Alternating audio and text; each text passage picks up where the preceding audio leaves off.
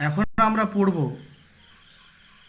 নিউটনের দ্বিতীয় গতিসূত্র থেকে কিভাবে আমরা নিউটনের প্রথম গতিসূত্র প্রমাণ করব। তাহলে নিউটনের দ্বিতীয় গতিসূত্রে যে ফর্মুলাটা আমরা একটু আগে ডিরাইভ করলাম সেটা কি?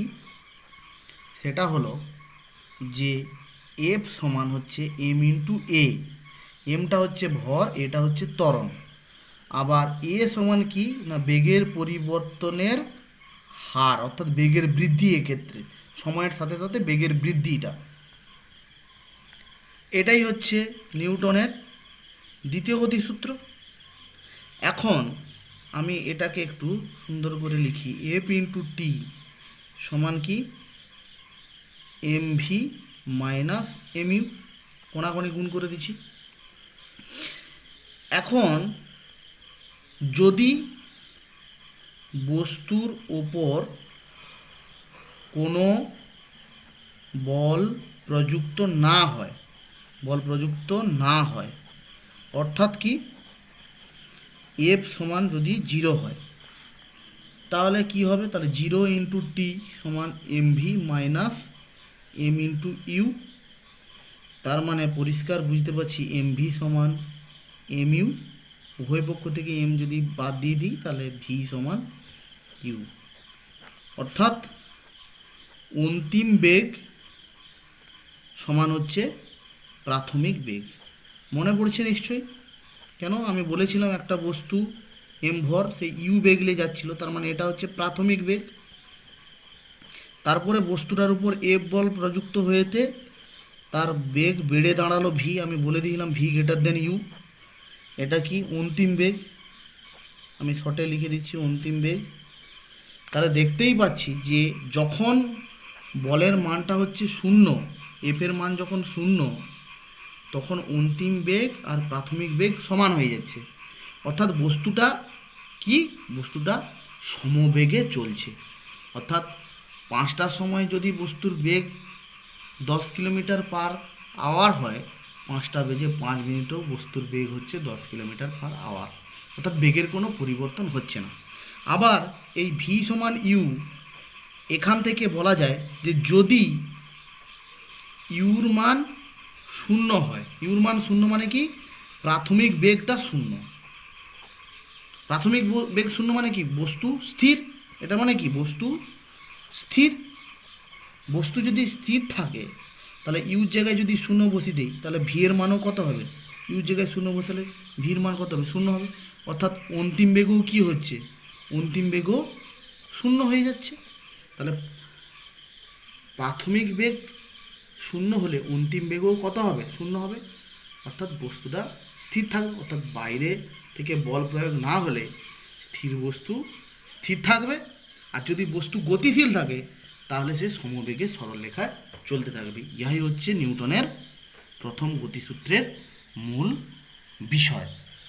এবারে আমরা দুটি জিনিস নিয়ে আলোচনা করব, যে দুটো জিনিস সম্পূর্ণ নতুন। সেটা হচ্ছে বলের ঘাত আর একটা হচ্ছে ঘাত বল। দুটো বিষয় নিয়ে আলোচনা করব। বলের ঘাত মানে হচ্ছে না বস্তুর ওপর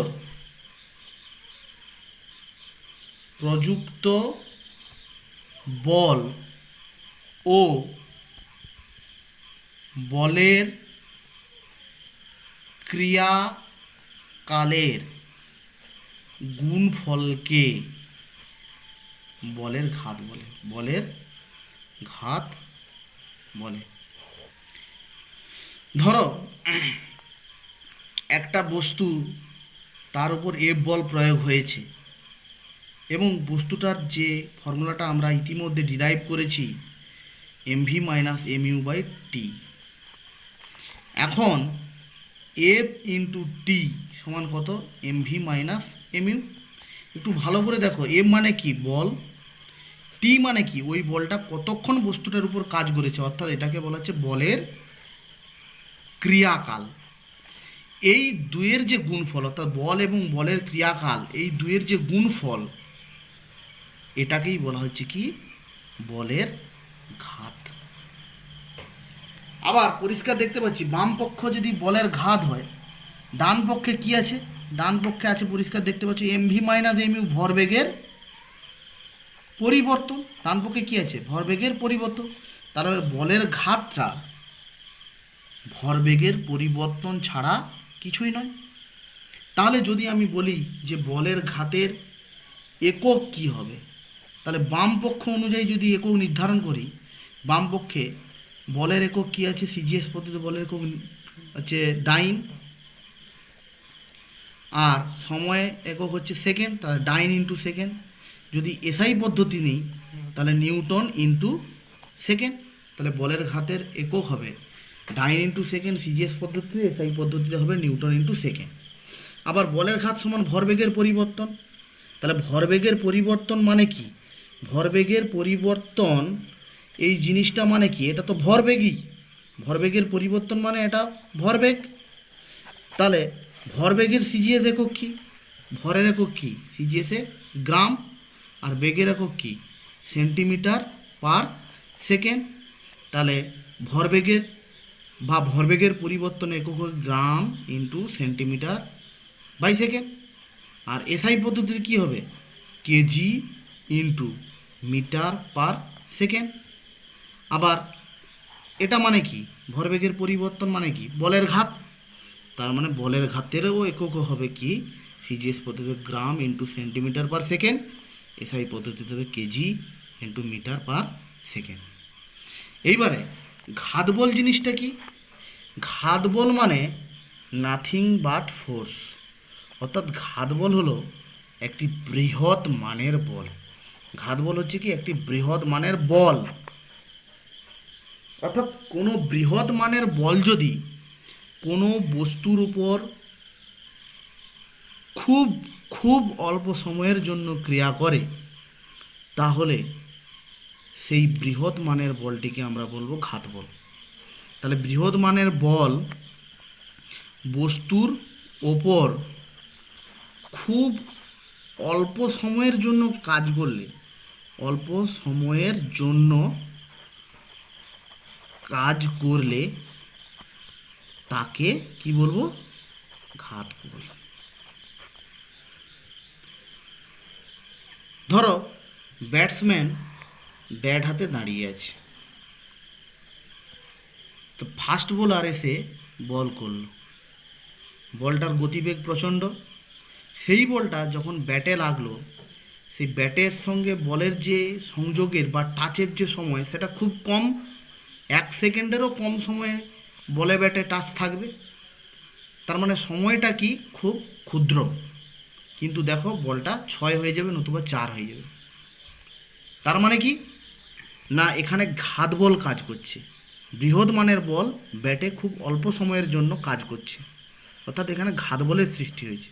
এই ঘাত বলের সৃষ্টির জন্য কি হচ্ছে না, বৃহৎ ত্বরণ সৃষ্টি হচ্ছে, অর্থাৎ বলটা 6 হয়ে যাচ্ছে কি 4 হয়ে যাচ্ছে, বৃহৎ ত্বরণ সৃষ্টি হচ্ছে। এবারে আমরা আসবো ঘাত বলের একক কি। তাহলে ঘাত বল যেহেতু বৃহৎ মানের বল, তাহলে বলের একক যা হবে ঘাত বলের একক তাই হবে।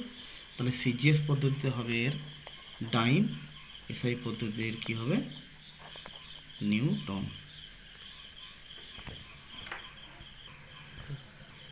এখন আমরা পড়ব নিউটনের তৃতীয় গতিসূত্র।